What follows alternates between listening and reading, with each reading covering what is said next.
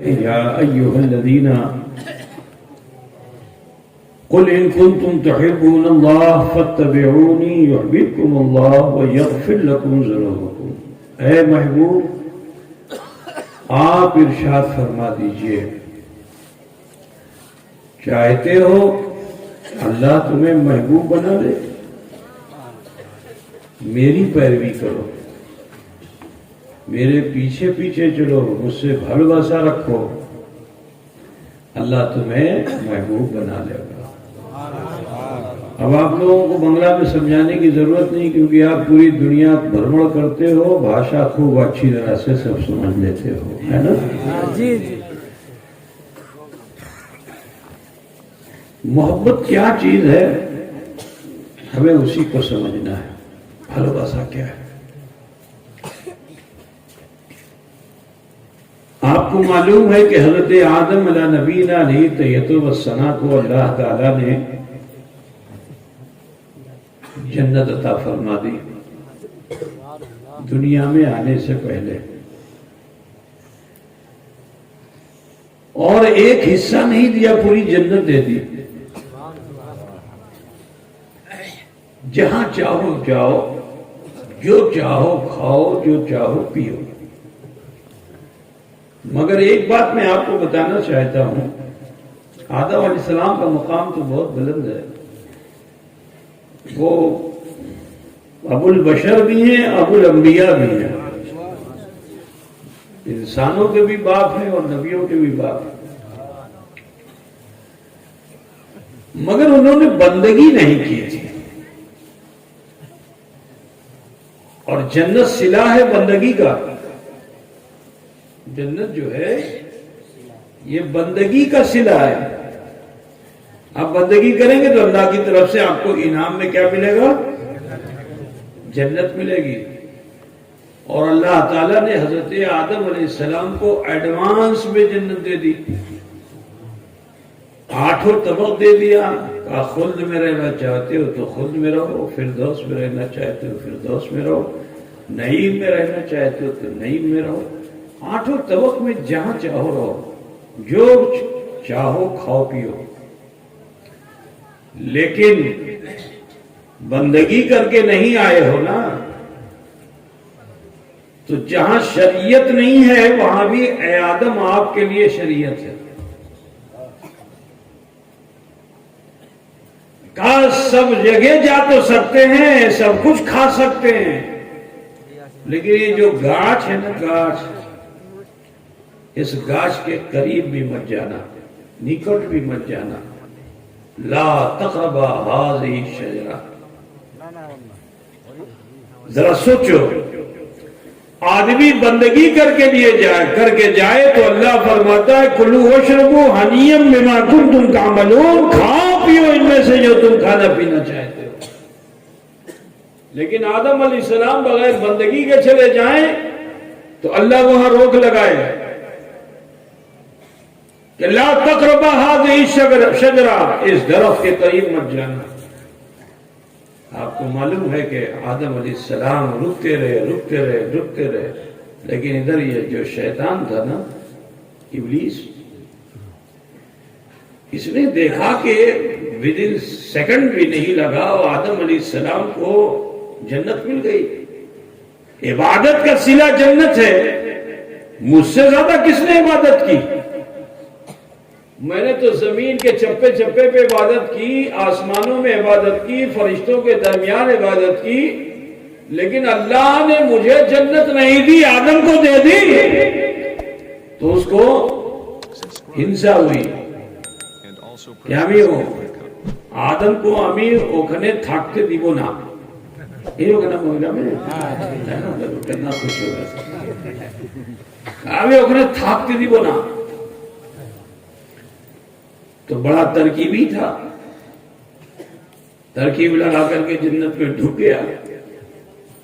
اب جنت میں جو گیا تو آدم علیہ السلام کو کہا آدم، انگور کھایا آپ نے، سیب کھایا آپ نے، انجیر کھائی آپ نے، یہ کھایا؟ بھالو نا ہمیں اکھنے جاؤ نا۔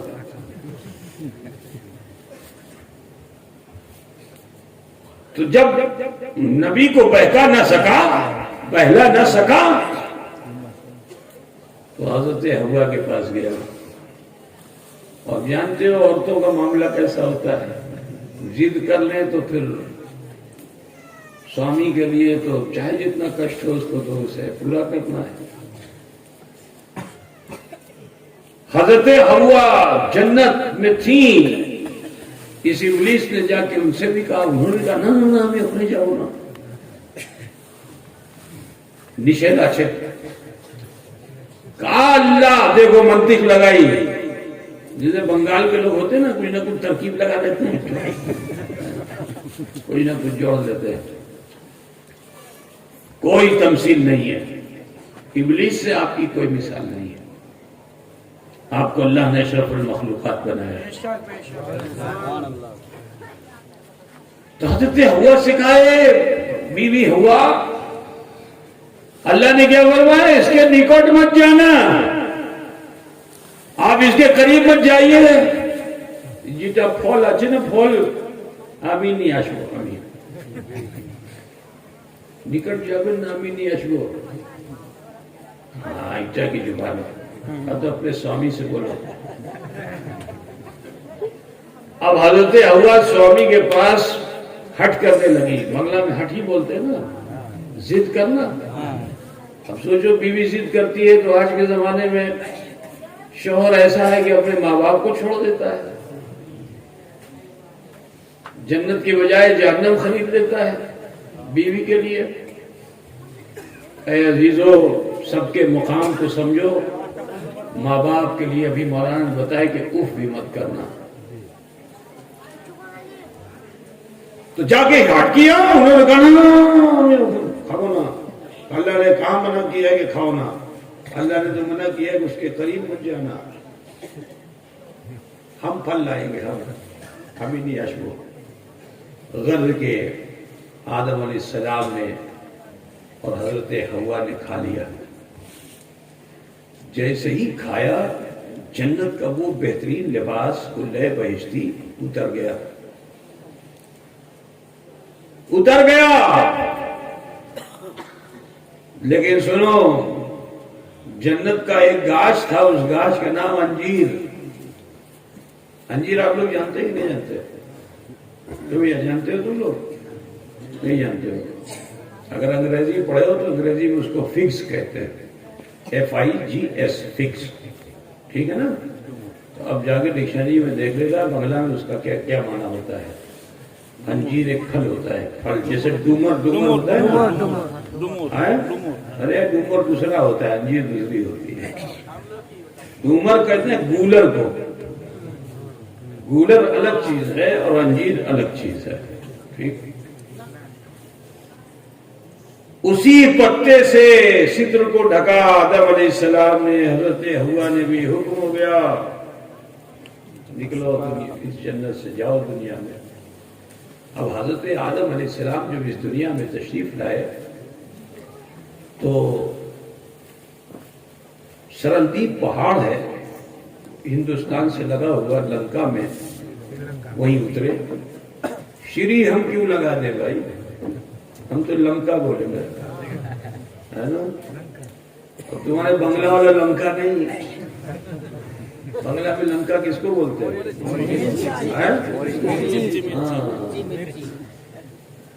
وہ بھی مرچی کی طرح ہے. نقشے میں جو ہے لنکا کیسا ہے، اور مرچی کی طرح ہے. ہاں بالکل.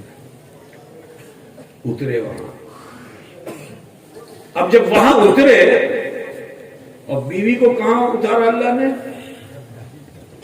جدہ. اسی لیے اس کو کہتے ہیں دادی. جدہ کا معنی دادی. تو حضرت حوا کہاں اتری؟ جدہ. اب آدم علیہ السلام کو بیوی سے بھالوباسا ہوئی. دیکھو بھالوباسا کا معاملہ. جب بیوی سے بھالوباسا ہوئی، بیوی بچھڑی ہوئی ہے، تو اللہ سے کان کر عرضی لگانے لگے، اللہ اے پروردگارا، اے رب قدیر، ہماری جو اردھانگنی ہے ہم کو اس سے ملا دے. اردھانگنی پوچھتے ہو نہیں تم لوگ؟ پوچھتے ہو نا؟ بگلا ہی نا. تو ہماری اردھانگنی سے ہم کو ملا دے. اور دعا مانگتے مانگتے مانگتے مانگتے ہندوستان میں بھی آ گئے, پانی سے بھی گزر گئے, پہاڑ سے بھی گزر گئے, وادی سے بھی گزر گئے, درے سے بھی گزر گئے. بڑی محنت کرتے کرتے 350 بچھر میں کہاں پہنچے؟ پوری دنیا کا بھرمڑ کر ڈالا, مکہ پہنچے. مکہ میں اس مقام پہ پہنچے جہاں حاجیوں کا حج قبول ہو جاتا ہے. اس جگہ کا نام کیا ہے معلوم ہے؟ پتا ہے؟ جہاں حج قبول ہوتا ہے. ارے بولو نا بھیا. مقام میدان عرفات. عرفات کے میدان میں حاجی صاحب اگر حالت احرام میں چلے جائے اور ایک پل کے لیے بھی کھڑے ہو جائے تو جانتے ہو اللہ تعالیٰ ان حاجیوں میں کیسا رحیم و کریم ہوتا ہے کہ ان کے جیون بھر کے گناہ کو اسی سمے بغیر معافی مانگے اللہ معاف فرما دیتا ہے.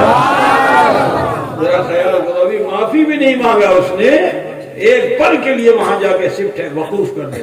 اب یہ وقوف چاہے زمین میں ہو چاہے فضا میں ہو. مثال کے طور پر کوئی ہیلی کاپٹر سے جائے اور جا کے تھوڑی دیر ٹھہر جائے, رک جائے. ہیلی کاپٹر نہیں رک سکتا ہے ہوا میں, ہے نا. اب وہ ایسے لٹکا ہوا ہے, زمین پہ پیر نہیں پڑا ہے, لٹکا ہوا ہے, تھوڑی دیر کے لیے بھی اگر تو بھی اس کے گناہ اللہ معاف فرما دیتا ہے, بالکل پاک و صاف ہو جاتا ہے. وہ جگہ ہے میدان عرفات. وہیں پہ ایک چھوٹی سی پہاڑی ہے, اس کا نام ہے جبل رحمت. حضرت آدم علیہ السلام اس پر جو تشریف لے گئے تو وہاں آپ نے سوچا کہ میرا اتنا دور گزر چکا, میری دعا قبول کیوں نہیں ہوتی؟ تب آپ نے اپنے جیون میں دھیان لگایا. اب جو اپنے جیون پہ دھیان لگایا تو دیکھتے کیا ہے کہ اللہ تعالیٰ نے جب آدم علیہ السلام کو پیدا فرمایا تھا تو فرشتوں کو حکم دیا تھا کہ سجدے میں چلے جاؤ, ہے نا. سارے فرشتے سجدے میں چلے گئے تھے مگر ابلیس نے انکار کر دیا تھا, ہے نا. اب جب ابلیس نے انکار کر دیا تو اللہ تعالیٰ نے اسے تو مردود کر دیا, اسے راندہ درگاہ کر دیا. اور ادھر حضرت آدم علیہ السلام نے دعا کی کہ اللہ مجھ میں کیا خاصیت ہے کہ یہ نوری فرشتے میرے قدموں میں جھکے ہوئے ہیں, اللہ اسے ظاہر کر دے. تو یہ پہلی دعا اللہ نے ان کی قبول کی تھی. پشت میں نور محمد تھا, اسے نکال کر پیشانی آدم میں رکھ دیا تھا. نور کی ضیاء پاشیوں کے اثر سے حضرت آدم علیہ السلام بھی متاثر ہو کر سجدہ ریز ہونا چاہتے تھے تو اللہ نے روکا کہ اے آدم ٹھہرو, تم جھک جاؤ گے تو نور محمد جھک جائے گا. اے آدم تم اپنے سر کو اٹھا لو تاکہ میں وہ راز تم پر افشا کر دوں. ابھی تک کوئی اس راز کو نہیں جانتا, فرشتے بھی نہیں جانتے.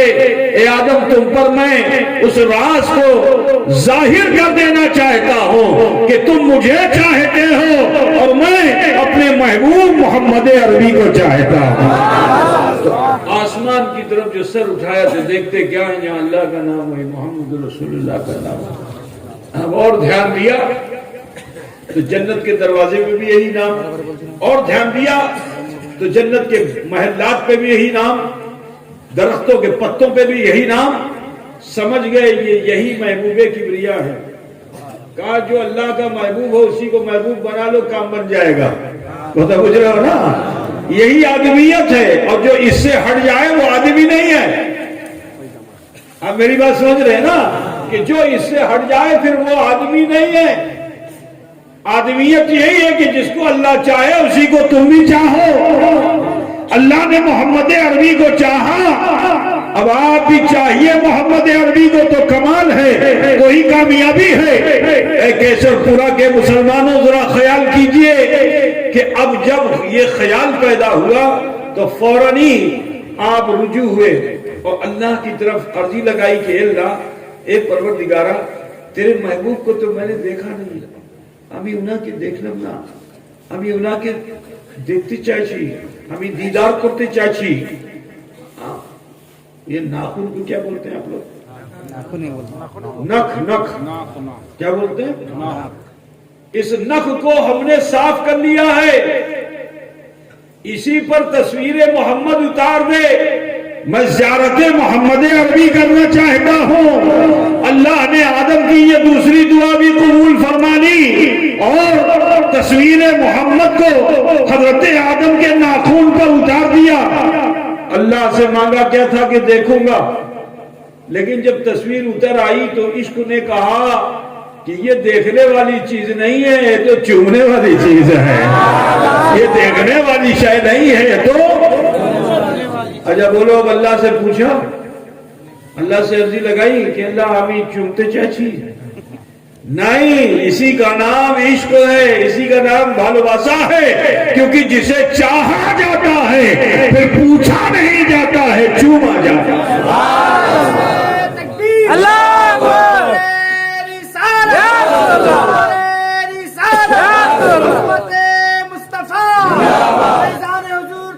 چوم کر آنکھوں سے لگا لیا. اب جو آنکھوں سے لگایا تو یہاں میں ان لوگوں کو بتانا چاہتا ہوں کہ جو حضور جو نبی کے غیب پر اعتراض کرتے ہیں کہ نبی کو غیب نہیں. غیب کا معنی کیا ہے؟ چھپی ہوئی چیز ہے نا. اچھا ایک بات بتاؤ، جو چیز غیب نہیں ہے تو وہ کہاں ہوگی؟ جو چیز چھپی ہوئی نہیں ہے تو وہ آنکھوں کے سامنے ہی تو ہوگی. مثلا یہ راڈ ہے، چھپا ہوا نہیں، میری نگاہوں کے سامنے. لیکن میں اس کے پیچھے چلا جاؤں تو یہ غیب ہوا کہ نہیں ہوا؟ بولیے. میرے پیچھے بھی روشنی ہو رہی ہے تو میں تو اس کو نہیں دیکھ رہا ہوں نا، میں تو اس کو وہ میرے پیچھے ہے. تو جو چیز میرے پیچھے ہے اس کو تو میں نہیں جانوں گا نا. آپ سمجھ رہے کہ نہیں سمجھ؟ دیکھنے کے لیے آنکھ سے وہی چیز دیکھی جائے گی جو اس کے دائرے میں ہوگی. اس کے دائرے میں جو اس کے ریڈیس میں ہوگی اسی کو آپ دیکھ سکیں گے. اس سے ہٹ کر کے ہے تو نہیں دیکھ سکیں گے. ٹھیک ہے نا میرے پیارے؟ تاریخ یہ ہے کہ حضرت حوا جب ملی تو کہاں ملی؟ پشت پہ. پشت کہتے ہیں پیٹھ. حضرت حوا کی ملاقات آدم سے جب ہوئی تھی تو حضرت حوا کہاں تھی؟ پشت پر. تو بولو اگر نبی کو غیب نہیں معلوم تھا تو حضرت حوا سامنے آتی تو نظر آتی حضرت حوا. لیکن یہی بتانا چاہتا ہوں کہ جو نبی ہوتا ہے وہ غیب کی خبروں کو جانا کرتا ہے. اب دونوں کی جب ملاقات ہوئی تو دیکھا کیا کہ ایک اور چاہنے والا عاشق بشر نہیں حجر ہے، جو جنت کو چھوڑ کر کے دنیا میں آ گیا اور دنیا کے کشٹ کو سہا، اپنے محبوب کے پیچھے پیچھے چلا. دیکھو چاہنے والے کو کشٹ بہت ہوتا ہے، سمجھ گئے نا؟ جو چاہنے والا ہوتا ہے اس کو آسانیاں نہیں ملتی ہیں، اس کو کشٹ بہت ہوتا ہے. لیکن اس کشٹ سے جو گزر جاتا ہے وہ کندن ہو جاتا ہے. مثلا سونا آپ لوگ نے دیکھا ہے نا؟ سونے کو کیا بولتے ہیں آپ لوگ؟ سونا ہی بولتے ہیں نا. جو اور ایک ہوتا ہے روپا، چاندی کو بولتے ہیں، اور سونے کو بولتے ہیں نا. سونا کہاں ملتا ہے معلوم ہے؟ آپ سمجھتے ہیں کہ سونار کیوں ملتا ہے؟ لیکن سونے کی کان ہوتی، کان وہ بھی پتھر کی ماٹی ہوتا ہے، ماٹی. ٹھیک ہے نا؟ پھر اس ماٹی کو بہت پانی ڈالا جاتا ہے، بہت پانی ڈالا جاتا ہے، بہت پانی ڈالا جاتا ہے. اس کو چھانا جاتا ہے، پانی ڈالا جاتا ہے، خوب چھانا جاتا ہے، پانی ڈالا جاتا ہے. آخر کار اس کے اوپر کی مٹی اترتی چلی جاتی ہے، اترتی چلی جاتی ہے، حتیٰ کہ اس کی چمک ظاہر ہوتی ہے. جیسے ہی چمک ظاہر ہوتی ہے جو جانکار ہوتا ہے اس کو اسے اٹھا لیتا ہے. سونا مل گیا تو اب سونا مل گیا تو یہی رہی. ابھی تک تو پانی کی چوٹ اسے لگ رہی تھی. اب جو سونا سنہار کو ملتا ہے تو وہ کیا کرتا ہے؟ اب اسے پانی میں رکھے گا؟ کیا کرتا ہے؟ ارے بولو بھائی. آگ میں ڈالے گا. اس کو کیا کرے گا؟ آگ میں ڈالے گا. تو معلوم کیا ہوا کہ جو شے جتنی قیمتی ہوتی ہے اس کو اتنا کشٹ. اس کو یہ مت سمجھو کہ دنیا میں ہمیں آسانی ہر طرح کی ملے. نہیں، اگر چاہتے ہو کہ تم سونے کی طرح رہو تو دنیا کے کشٹ کو سہو. دنیا کے کشٹ کو سہو گے آخر میں جنت انعام ہے. جی دنیا للمومن سجن و جنت للکافر، دنیا مومن کے لیے قید خانہ ہے اور کافر کے لیے جنت ہے. بات سمجھ رہے نا؟ ہیرا سمجھتے نہیں؟ ہیرا، ہیرا یہ بھی ماٹی ہے، پاتھر. اس کو پہچاننے والے نے پہچانا. اب جو پہچانا تو بلاؤ اس کو تراشتے کتنا ہے؟ اس پہ جتنا تراشا جائے گا اتنی قیمت بڑھتی جائے گی. ہیرے کی قیمت اس کے تراشنے پہ ہے. تراشنا سمجھتے ہی نہیں؟ تمہارے بنگال کے لوگ تو یہی کام کرتے ہیں گجرات میں جا کر کے، لیکن آپ کے علاقے کے نہیں ہیں، ادھر کے کیا بولتے ہیں ہاوڑے کے، ہگلی کے لوگ جو ہیں وہ یہی کام ہی کرتے ہیں، سونے اور ہیرے کا کام کرتے ہیں گجرات کے اندر، بڑے ماہر ہیں. تو تراشنے کا ڈھنگ بنگالیوں کو خوب آتا ہے نا. کسی سونے کو کندن بنانا یہ مزاج بھی بنگال ہی کے لوگوں کا ہے. یہ سونے کو کندن بنا دیتے ہیں، آگ میں تپا کر کے اسے اس لائق کر دیتے ہیں کہ اس کی قیمت بڑھے، پھر اسے زیور بناتے ہیں، اس کی اہمیت بڑھتی ہے. وہ تو بجھ رہے نا میرے عزیز، تب بغیر تب کے کچھ ملتا نہیں ہے. تب حاصل کرنا ہوگا. ایک پتھر جنت کا تھا، بڑے آرام سے رہتا تھا، لیکن محبوب بنایا کسے؟ آدم کو.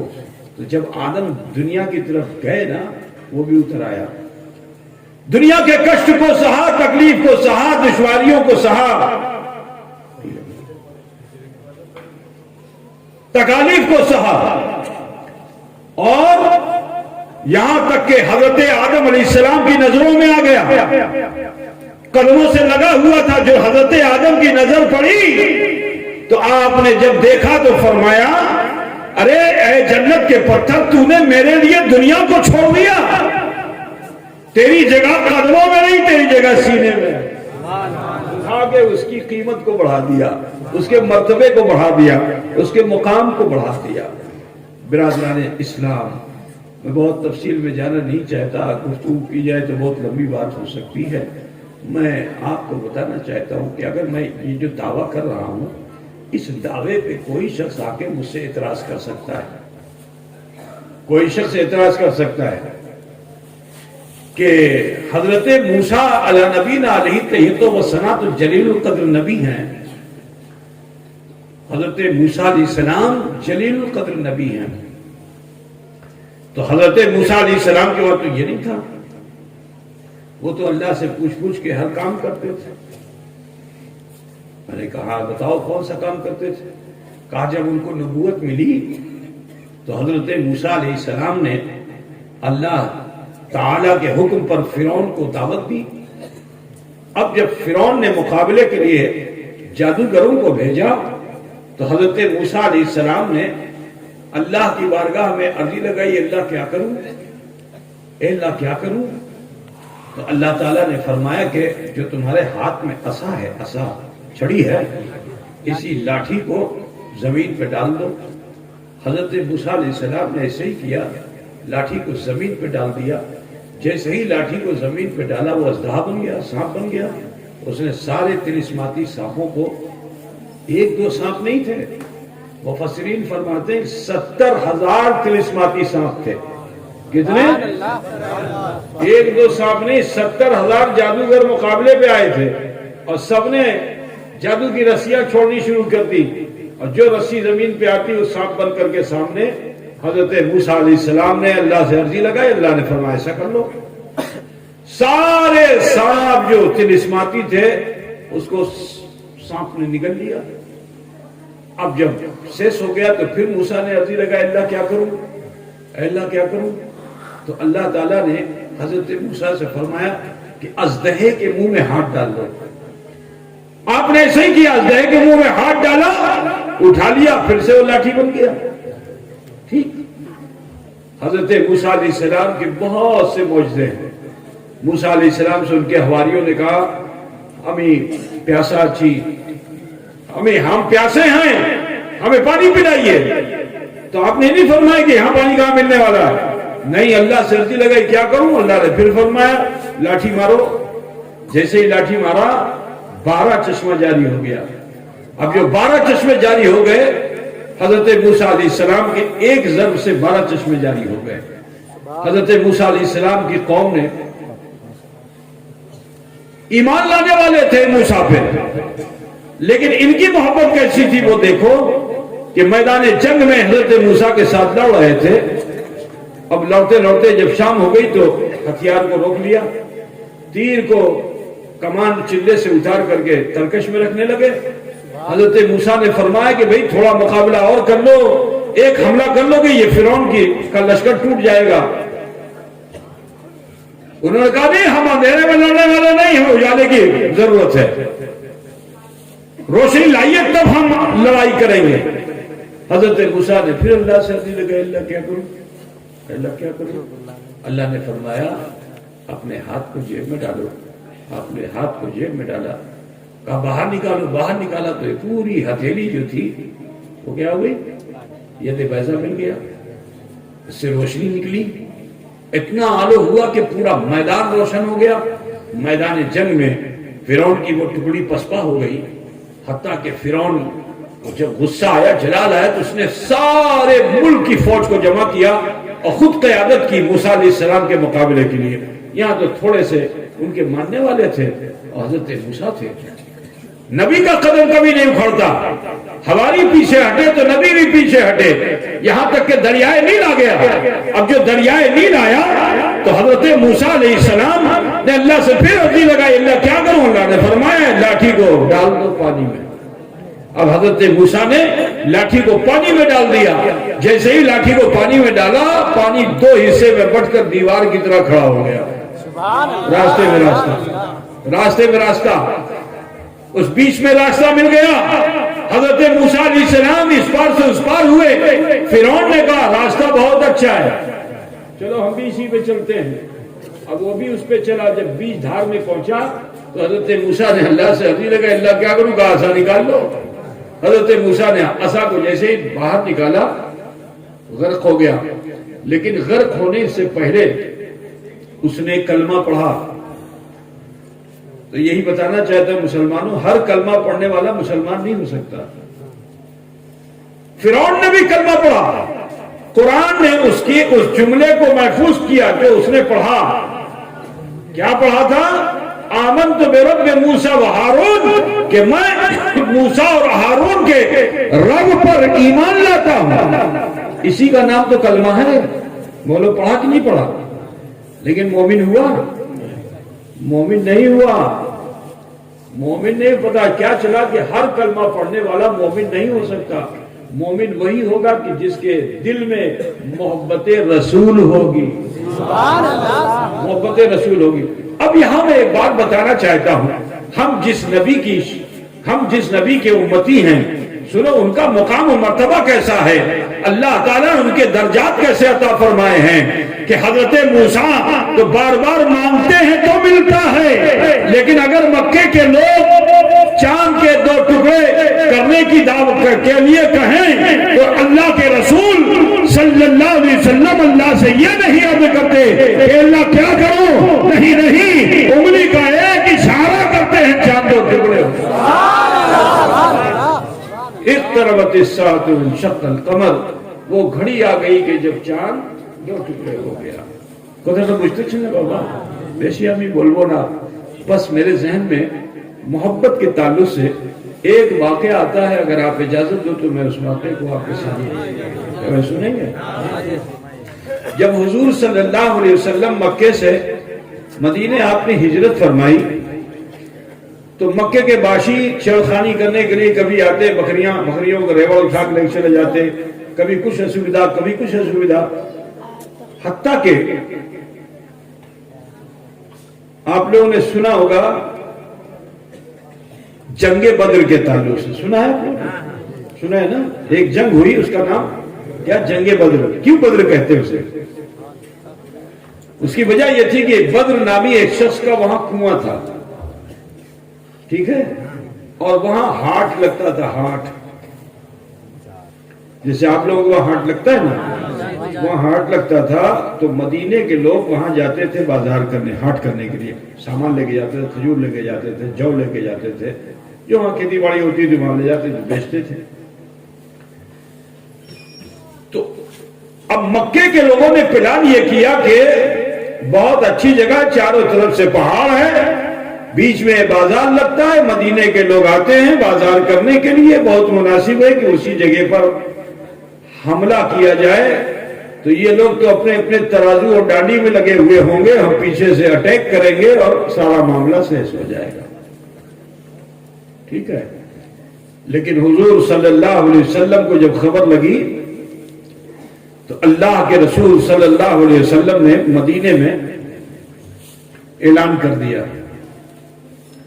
کہ میرے صحابہ، اس وقت 1000 کے قریب مسلمان تھے، سب کلمہ پڑھنے والے تھے، حضور سے بہت محبت کرنے والے تھے، نماز بھی پڑھنے والے ایسے تھے کہ سارے صحابی تو پیچھے رہ جاتے تھے اور وہ لوگ پہلی صف میں آگے اپنی جگہ بنا لیتے تھے۔ آپ لوگ ہماری بات سمجھ رہے کہ نہیں؟ اپنی جگہ آگے مسجد میں بنا لیتے تھے، ہٹتے نہیں تھے، جگہ بالکل فکس پہلی صف میں۔ بڑے نمازی تھے، لیکن جب رسول کائنات صلی اللہ علیہ وسلم نے اعلان فرمایا کہ اے صحابہ، اللہ تعالی ہم سے جان کی قربانی طلب کرتا ہے اور ہمیں میدان جنگ میں جانا ہوگا، لہذا اس کی تیاری کرو۔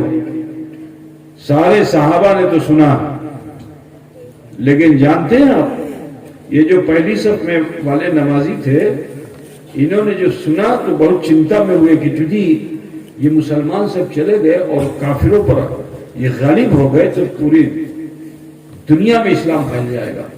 یہ بڑے منافق تھے، یہ گھر گھر گئے، ڈور ٹو ڈور گئے، وہاں دیکھتے کیا ہے کہ کوئی تلوار کو پتھر پہ رگڑ کر تیز کر رہا ہے، کوئی نیزہ درست کر رہا ہے، کوئی بھالا صحیح کر رہا ہے، کوئی کمان پہ چیتڑے باندھ کر کے کمان کو درست کر رہا ہے، کوئی چلے، کوئی جو ہے ترکش میں تیر ڈال رہا ہے، غرض کے سب اسی جوش میں تھے۔ اب وہ پہنچا، پہنچنے کے بعد کہا تمہیں کی کوشش؟ کہا ہمیں تیاری کوشش سکھالے حضرت سنگے ہمیں جاگو چنگو کرو۔ کہا کیا بیوقوفی نادانی کرتے ہو، تھوڑے سے ہو، ان ٹوٹی ہوئی تلواروں سے، مرجھائی ہوئی تلواروں سے، ان نیزوں سے، بھالوں سے مقابلہ کر پاؤ گے؟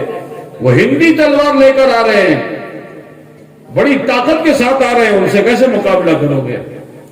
لیکن کوئی ماننے کو تیار نہیں، سب اپنے اپنے کام میں لگے ہوئے۔ اس نے کہا لگتا ہے یہ مانے گے نہیں تو کچھ منطق لگانی چاہیے، یہ شیطان کا کام ہے منطق لگانا، ہے نا؟ تو کہا اچھا ایک بات بتاؤ، ہمارے بارے میں تمہارا کیا خیال ہے؟ کہا آپ تو بہت اچھے ہیں، نمازی ہیں۔ کہا نبی کا معنی کیا ہوتا ہے؟ کہا نبی کا معنی غیب کی خبر دینے والا۔ کہا نبی کا معنی غیب کی خبر دینے والا؟ کہا یہ تو ہوا اصول کہ نبی وہی ہوگا جو غیب کی خبر دے، ٹھیک ہے نا؟ اصول یہی ہے کہ نبی غیب کی خبر دے، ٹھیک ہے؟ تم میرے بارے میں کہتے ہو میں نمازی ہوں، بڑا مسلمان ہوں، لیکن سنو جیٹا ہمیں کوشش سیٹا اصل نہیں، ہمیں کلمہ پڑھچی مگا من سے نہیں، نماز پڑھچی مگا من سے نہیں۔ تو اگر حضور صلی اللہ علیہ وسلم غیب جاننے والے ہوتے تو سب سے پہلے ہمیں مسجد سے نکال دیتے، ہمیں اپنے پیچھے کھڑا نہ ہونے دیتے، مسجد سے نکال دیتے۔ اس کا مطلب حضور غیب نہیں جانتے۔ کچھ صحابی تھے جو ان کے کہنے میں آ گئے، تو 1000 میں سے زیادہ کس کی طرف ہوئے؟ آپ کو معلوم ہے صرف 313 گئے تھے حضور کے ساتھ، تو زیادہ کدھر؟ منافق کی طرف نا۔ 313 حضور کے ساتھ اور منافق کے ساتھ۔ 313 میں 2 بچے بھی تھے جن کا نام معاذ اور معوذ تھا۔ یہ دونوں بچے جب صبح میں لائن صحابہ لگانے لگے تو یہ بھی دوڑ کر کے گئے، اور جا کر کے بچوں کا ہوتا ہے نا لائن وائن کاٹ کوٹ کر کے اپنا آگے پہنچ گئے، اور جا کر کے حضور سے کہا یا رسول اللہ ہم یوں جاؤ۔ تو رسول پاک نے فرمایا بیٹا دیکھو جہاد تم پہ نہیں ہے، تم جاؤ، بڑھ جاؤ۔ وہ بچے تھے، دل ان کا جو ہے چھوٹا ہونے لگا، تو اپنے رشتہ دار کے پاس گئے، کاننے لگے، چاچا، کاکا، تاؤ، جو بھی، ہماری سفارش کر دی ہم بھی جائیں گے۔ صحابہ نے سفارش بھی کی، یا رسول اللہ ان کو بھی لے چلیے۔ حضور نے فرمایا نہیں، بچوں پہ جہاد فرض نہیں ہے۔ اب جب رشتہ داروں کی بھی بات نہیں سنی گئی تو اس بچے ایک کنارے کھڑے ہو کر کے منظر دیکھ رہے تھے، کیونکہ حضور صلی اللہ علیہ وسلم صحابہ میں جو قد میں لمبا ہوتا اس کو ایک سائڈ کرتے تھے، جو اس سے درمیانہ تھا اس کو ایک سائڈ کرتے تھے، جو ان سے کم والا تھا اسے ایک سائڈ کر رہے تھے۔ یہ ایک سسٹم تھا۔ بچوں نے سمجھا کہ ہمارا قد کم ہے، ہم چھوٹے ہیں، اسی لیے ہم کو نہیں لے جا رہے ہیں۔ تو جب لائن میں یہ صحابہ لگے ہوئے تھے تو بچے بھی گئے اور پنجے کے بل کھڑے ہو کر کے اور اپنے بڑوں کے کندھے سے کندھا ملا رہے۔ ابھی یہ عمل کر ہی رہے تھے کہ اللہ تعالیٰ نے حضرت جبریل امین کو بھیجا کہ جبریل جاؤ، جا کر کے حضور سے کہہ دو کہ ان دونوں بچوں کے بیچ کشتی کرائیں۔ کشتی آپ کے وہاں کیا بولتے ہیں؟ بنگلہ میں کشتی بولتے ہیں، دنگل ہے نا، دنگل بولتے ہیں، کشتی بولتے ہیں۔ اچھا، تو کشتی کرائیں، جو کامیاب ہو جائے گا وہ جائے گا۔ حضور مسکراتے ہیں، ان دونوں بچوں کو بلائے، کہا اے بچوں چلو تم لوگ کشتی کرو، جو جیت جائے گا وہی جائے گا۔ اب دونوں بچے اپنی پوری طاقت لگانے لگے، ہم کامیاب ہو جائیں۔ آخرکار لڑتے لڑتے تھک گئے، دونوں دو طرف گر گئے۔ ابھی گرے ہی تھے کہ اللہ تعالیٰ نے پھر فرشتے کو بھیجا کہ فرشتے جاؤ اور جا کر میرے حبیب سے کہہ دو کہ اللہ نے ان دونوں کو قبول فرما لیا ہے۔ اس طرح یہ دونوں بچے میدان جنگ میں جانے کے حقدار ہو گئے۔ اب جو میدان جنگ میں پہنچے، بدر کے میدان میں، تو وہاں حضور صلی اللہ علیہ وسلم نے تھوڑی سی تعداد جو دیکھی نا، تو رات میں صحابہ نے دن میں جو ہے کچھ لکڑی پڑی لے کر کے اور ایک عریش بنا دیا، جیسے یہ بنا ہوا ہے نا، یہ دیکھو یہ اوپر بنا ہوا ہے، ایسے ہی سمجھ لو یہ تو کویلو کا ہے، وہ لکڑی رکھ کر کے تاکہ چھایا رہے۔